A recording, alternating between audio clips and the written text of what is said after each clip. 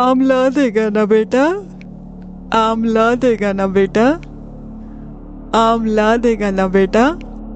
कभी कभी जिंदगी में की गई एक छोटी सी देरी इंसान के दिल पर ऐसा बोझ बन जाती है जिसे वो चाहकर भी हल्का नहीं कर पाता। उस रात गांव का सबसे अमीर आदमी अपने ही घर में अपने ही ख्यालों का कैदी बना बैठा था। दौलत थी, रुतबा था, लेकिन सुकून नहीं था, क्योंकि 1 महीने पहले किया गया एक वादा आज भी उसके कानों में गूंज रहा था। और उस अधूरे वादे की कहानी शुरू हुई थी ठीक 1 महीने पहले। बस 1 महीने पहले की बात है, जब इस घर में सन्नाटा नहीं, बच्चों की हंसी गूंजा करती थी।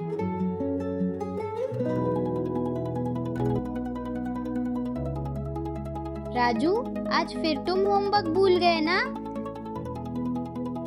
अरे नहीं, इस बार तो पूरा किया है। दादी ने खुद बैठकर करवाया था। राजू अपने दादी के बहुत करीब था और पिंकी उसकी सबसे सच्ची दोस्त। चल जल्दी, आज मैं तुम्हारी दादी से कहानी सुनूंगी। हाँ, उन्हें आम की कहानियां सुनाना बहुत पसंद है।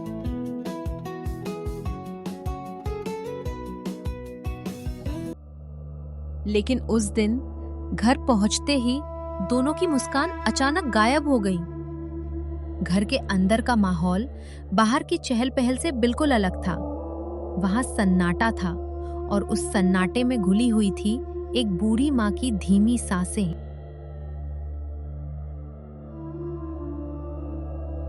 तुझसे कुछ कहना है बेटा। हाँ माँ, बोलो ना। बेटा, अब ये शरीर साथ नहीं दे रहा। मुझे लगता है मेरे जाने का समय करीब है।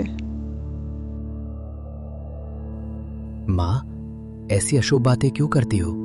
वैद्य जी ने कहा है तुम ठीक हो जाओगी। जब मैं तेरी उम्र की थी ना, मेरे पिताजी हर सावन में एक खास गांव से आम लाते थे। कितने रसीले, कितने मीठे आम थे वो गांव था माधोपुर। उस पेड़ के आम का स्वाद आज भी मेरे जुबान पर है बेटा। मरने से पहले अगर एक बार वही आम खा लूं तो मेरी आत्मा को शांति मिल जाएगी बेटा। माँ, बस इतनी सी बात। आप चिंता मत करो, मैं आज ही किसी को भेज देता हूँ। अरे नहीं रे बेटा, किसी और के हाथ का नहीं, तू खुद ला।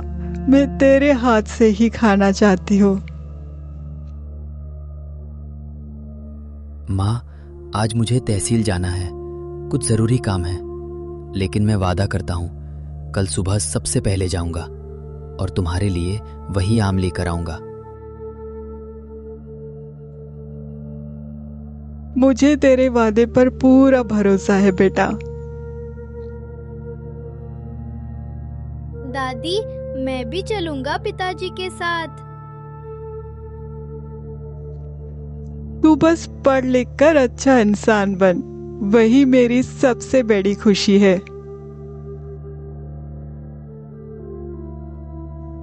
आम ला देगा ना बेटा?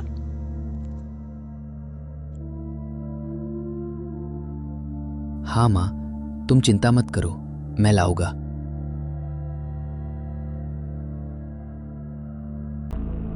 सुबह की पहली किरण के साथ इस घर की रोशनी हमेशा के लिए बुझ चुकी थी।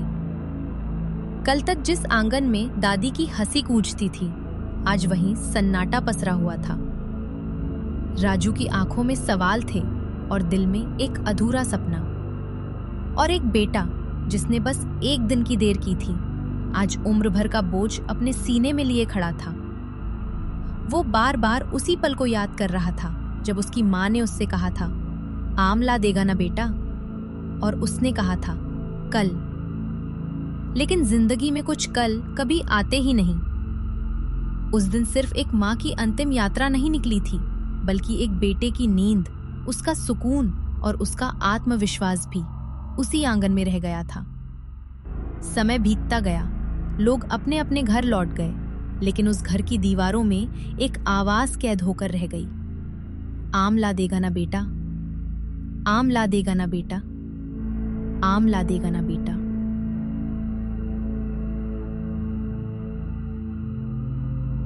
एक महीना बीत चुका था, लेकिन उस रात की गूंज अब भी उसके दिल में जिंदा थी। दुनिया के सामने वो मजबूत था, लेकिन अंदर से टूट चुका था।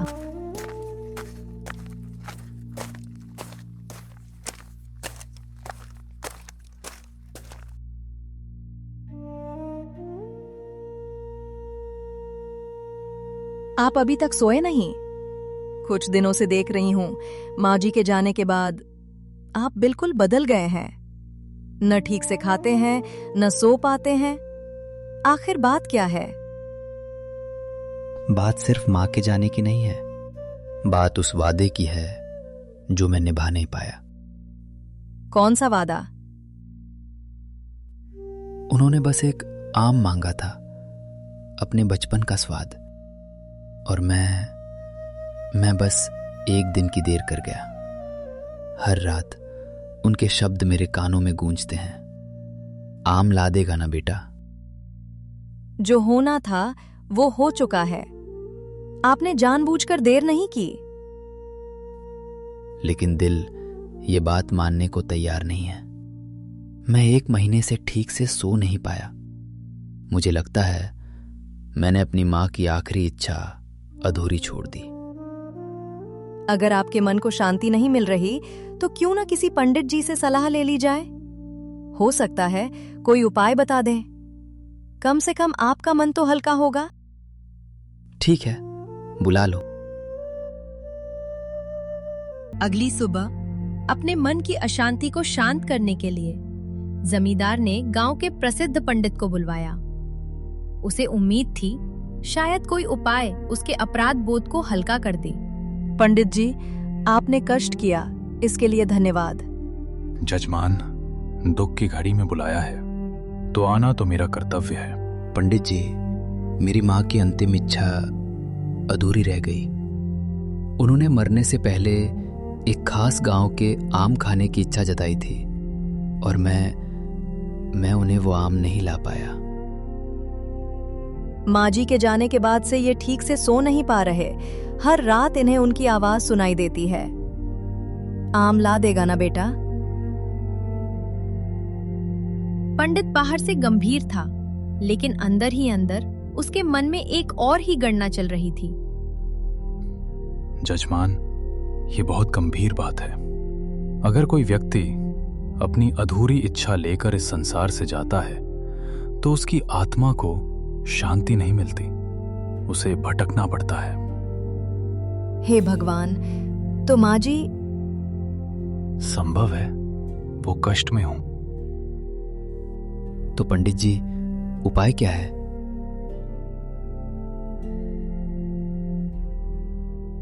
आपकी माँ की इच्छा थी आम खाने की। आम साधारण नहीं था, उनके बचपन की स्मृति से जुड़ा था। ऐसी स्थिति में सोने के आम का दान आत्मा की मुक्ति का सबसे श्रेष्ठ उपाय माना गया है। सोने के आम?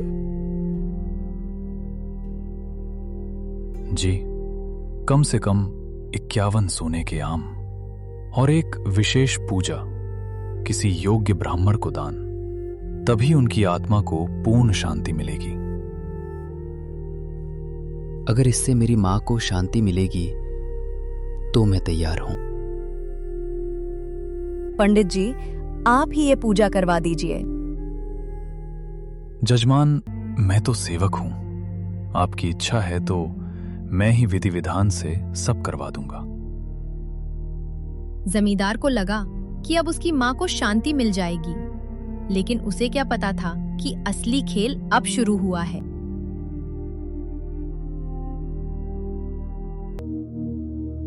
कुछ ही दिनों में हवेली में एक विशेष पूजा का आयोजन किया गया। जमींदार को विश्वास था कि आज उसकी माँ की आत्मा को शांति मिल जाएगी।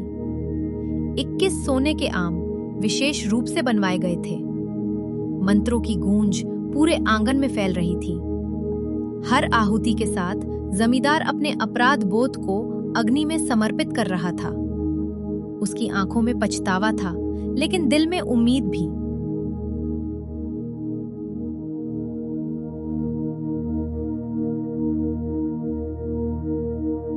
और अंत में वो समय आ ही गया। 21 सोने के आम श्रद्धा से दान कर दिए गए, साथ में वस्त्र, दक्षिणा और सम्मान। जमींदार को लगा उसने अपना कर्तव्य निभा दिया। उसे लगा अब उसकी मां की आत्मा को शांति मिल जाएगी। लेकिन कभी-कभी सच्ची शांति सोने से नहीं, भाव से मिलती है। और इसी विश्वास के साथ जमींदार ने अपने मन को समझा लिया कि उसने अपनी मां की अधूरी इच्छा पूरी कर दी है। हवेली में एक अजीब सा सन्नाटा था, जैसे कोई भारी बोझ उतर गया हो।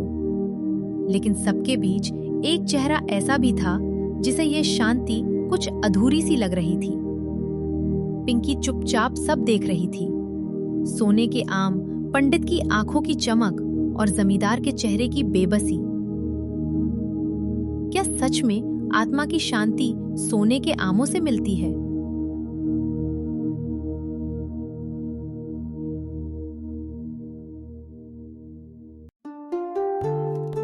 अगले दिन पिंकी राजू को अपने साथ लेकर पंडित जी के घर पहुंची।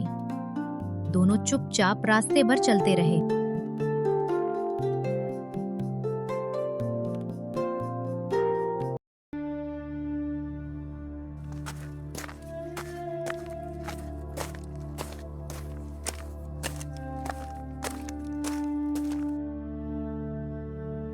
प्रणाम पंडित जी। आओ बच्चों, खुश रहो।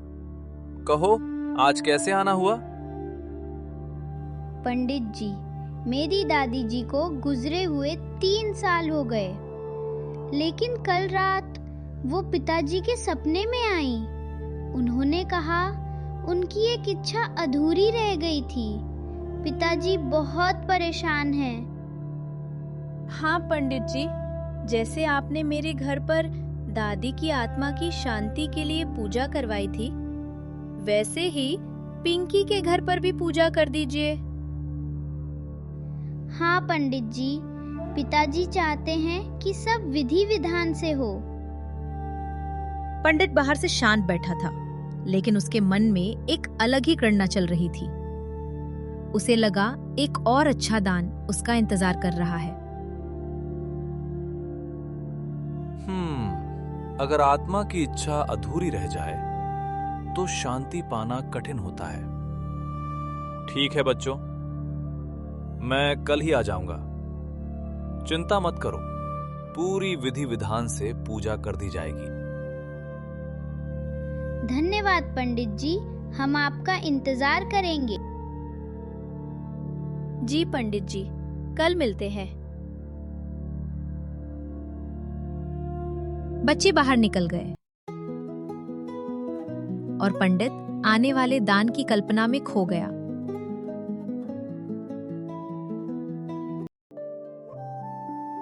अगले दिन पिंकी के घर पर पूजा का आयोजन किया गया। इस बार भी विधि विधान पूरा था, लेकिन भीड़ नहीं। पूजा में केवल घर के अपने लोग ही मौजूद थे। राजू, उसके माता पिता, और पिंकी, उसके माता पिता। पंडित जी मंत्रोच्चार कर रहे थे। हवन की अग्नि जल रही थी। सब कुछ सामान्य दिख रहा था, जैसे हर बार होता है। कुछ देर बाद पूजा संपन्न हो गई। पंडित जी को आदर पूर्वक आसन से उठाया गया। उन्हें स्वादिष्ट भोजन कराया गया। भोजन के बाद पंडित जी शांत भाव से बैठे रहे। अब उन्हें दान की प्रतीक्षा थी, लेकिन इस बार दान कुछ अलग था। अग्नि के पास राजू कुछ और तैयारी कर रहा था। राजू आग में ईंटें गरम करने लगता है, जिसे देखकर पंडित चौंकता जाता है और पूछता है, ये क्या कर रहे हो? पंडित जी, मेरी दादी को कमर में बहुत दर्द रहता था। मरने से पहले वो गरम ईंट से सिकाई चाहती थी, लेकिन हम वो इच्छा पूरी नहीं कर पाए। अब हम सोच रहे हैं कि ये गरम गरम ईंट की सिकाई आपको दे दें। पंडित घबरा जाता है। ये कैसी बात कर रही हो बेटी? ऐसा कोई विधान नहीं होता। जब सोने के आम दान करने से आत्मा को शांति मिल सकती है, तो गरम ईंट की सिकाई से क्यों नहीं? आखिर आत्मा की इच्छा पूरी करनी है ना पंडित जी? पंडित समझ जाता है, चालाकी पकड़ी गई। अब पंडित के पास कोई उत्तर नहीं था। जिस तर्क से उसने दूसरों को डराया था, वही तर्क आज उसके सामने खड़ा था। अब उसके पास कोई उत्तर नहीं था। बस करो बच्चों, मैं समझ गया। मुझसे गलती हो गई। लालच इंसान से क्या नहीं करवा देता। मैंने एक दुखी बेटे के दुख को अपनी कमाई का जरिया बना लिया। मुझे क्षमा कर दो। सच तो ये है, आत्मा की शांति सोने चांदी से नहीं मिलती। वो मिलती है सच्चे प्रेम से, सेवा से और अच्छे कर्मों से। पहली बार पंडित की आवाज में डर नहीं, बल्कि पछतावा था। पंडित जी, गलती हर इंसान से होती है, लेकिन जो अपनी गलती मान ले, वही सच्चा इंसान होता है। अगर आप सच में चाहते हैं कि लोगों की आत्मा को शांति मिले, तो उन्हें सही रास्ता दिखाइए। मैं लोगों को बताऊंगा कि सच्ची शांति दान के दिखावे में नहीं, बल्कि जरूरतमंद की मदद में है। आज हमारे बच्चों ने हमें आईना दिखा दिया। हम जो समझ नहीं पाए, वो इन मासूम बच्चों ने समझ लिया। आज हमारी आंखें खुल गईं। धन्यवाद बच्चों, तुमने हमें सच्ची श्रद्धा का अर्थ समझाया। सच ही कहा है, कभी कभी बड़े नहीं, बच्चे ही हमें सही रास्ता दिखाते हैं। उस दिन सिर्फ एक पंडित का लालच बेनकाब नहीं हुआ, बल्कि एक अंधविश्वास भी टूट गया। जमींदार ने समझ लिया कि माँ की आत्मा को शांति सोने के आमों से नहीं, बल्कि सच्चे प्रेम और अच्छे कर्मों से मिलती है। और पंडित को भी अपनी गलती का एहसास हो गया, क्योंकि सच्ची श्रद्धा दिखावे में नहीं, इंसानियत में होती है। और कभी-कभी बड़े बड़ों को सच का रास्ता बच्चे दिखा जाते हैं।